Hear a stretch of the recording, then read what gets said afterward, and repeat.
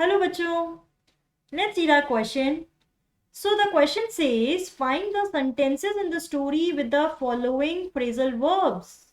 तो बच्चों ये क्वेश्चन किसके बारे में, स्पेशली फ्रेजल वर्ब्स के बारे में. ठीक है, तो हम क्या समझेंगे कि what is phrasal verb, how do we use it, how do we understand its meaning.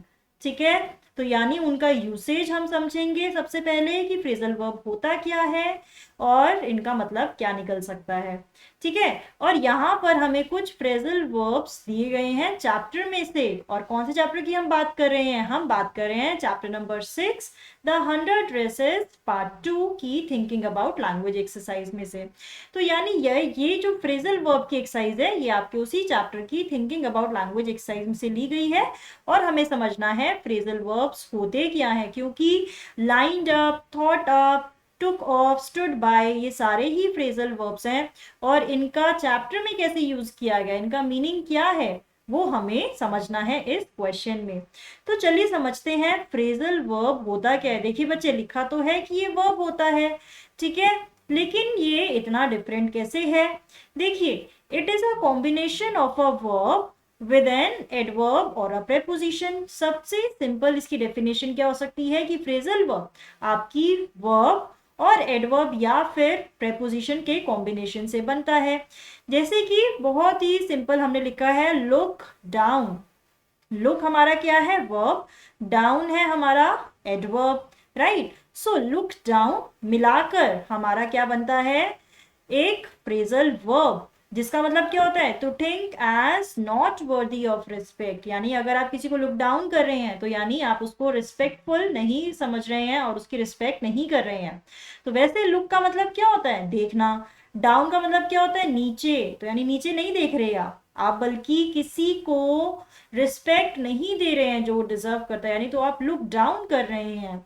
ठीक है, तो यानी जो हमारी फ्रेजल वर्ब वो डिफरेंट कैसे होती हैं किसी भी नॉर्मल वर्ब से, वो इस तरीके से डिफरेंट होती हैं कि that it's meaning is different from its parts meaning. यानी कि लुक और डाउन तो इसके पार्ट है, लेकिन जब आप इन दोनों को कंबाइन कर देते तो इसका मीनिंग बिल्कुल ही डिफरेंट बन जाता है. कभी कभी तो हम इन्हें इडियोमैटिक एक्सप्रेशंस भी बोलते हैं.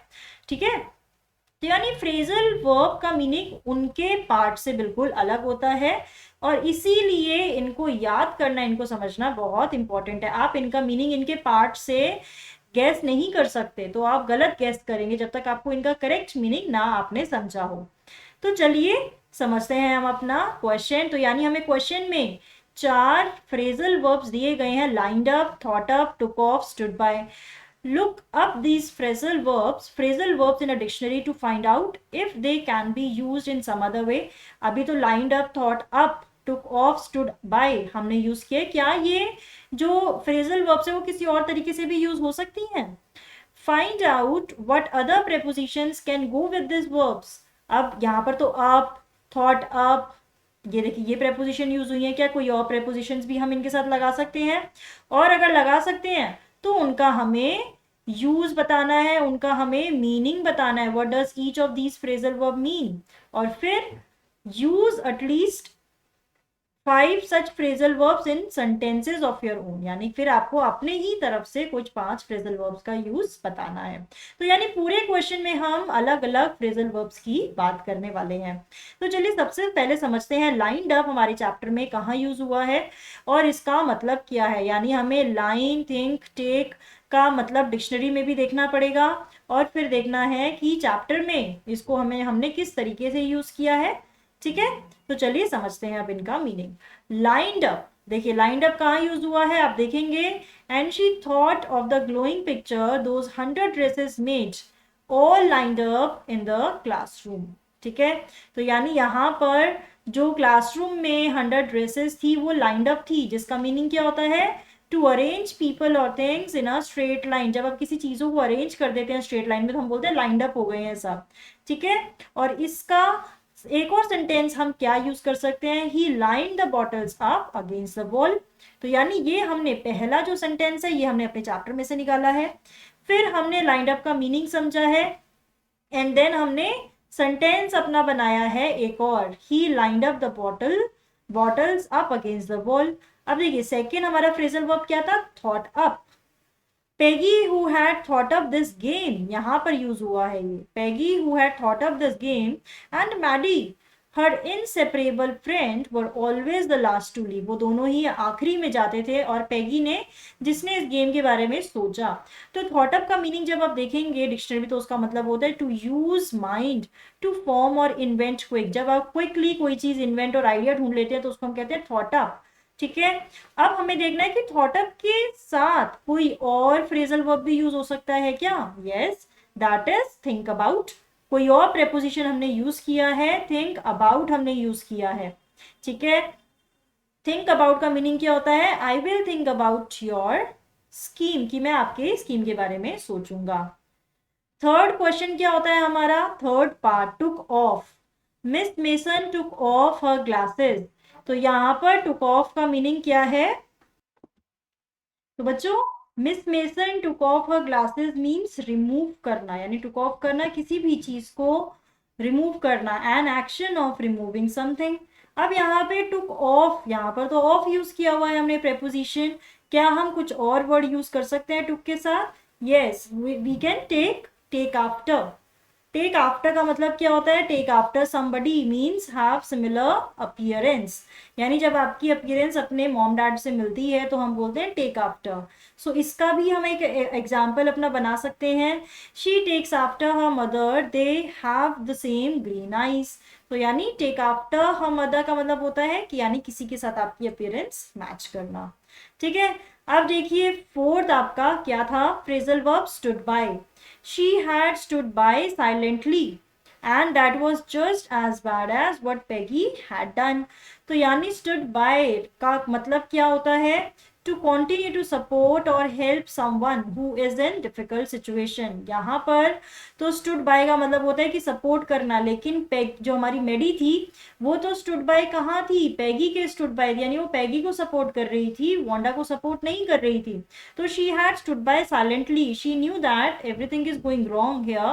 ठीक है, जो भी हो रहा है वांडा के साथ सब कुछ गलत है, but she still stood by silently, यानी कि उसने साइलेंटली सपोर्ट किया किसको? पैगी को। तो यानी स्टूड बाय का मतलब क्या होगा? टू कंटिन्यू टू सपोर्ट और to help someone who is in difficult situation. अब यहाँ पर तो स्टैंड बाय का स्टूड बाय हुआ और हमने यहाँ पर बाय यूज किया हुआ है अपना अपना प्रेपोजिशन, राइट। अब हम यहाँ पर यूज कर सकते हैं आउट, एक एडवर्ब और यूज कर सकते हैं, स्टैंड आउट करना क्या होता है?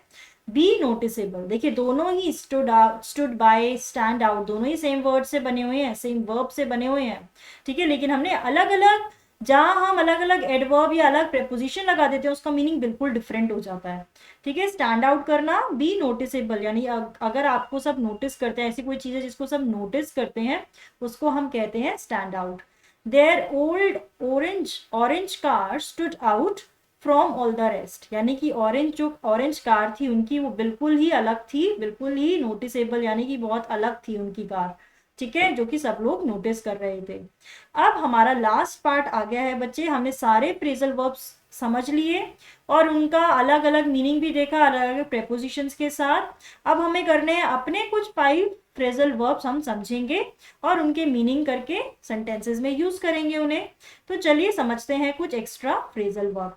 तो पहला फ्रेजल वर्ब जो आप सबने सुना होगा दैट इज ब्रिंग अप, जो कि ब्रिंग प्लस अप से मिला हुआ है।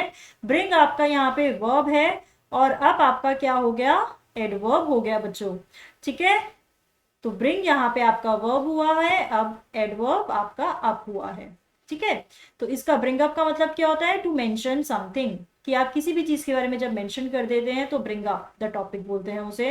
Remember don't bring up her parents divorce when you call her, कि ध्यान रखना कि उसके पेरेंट्स के डाइवोर्स का टॉपिक मत मेंशन करना जब तुम उससे बात करो।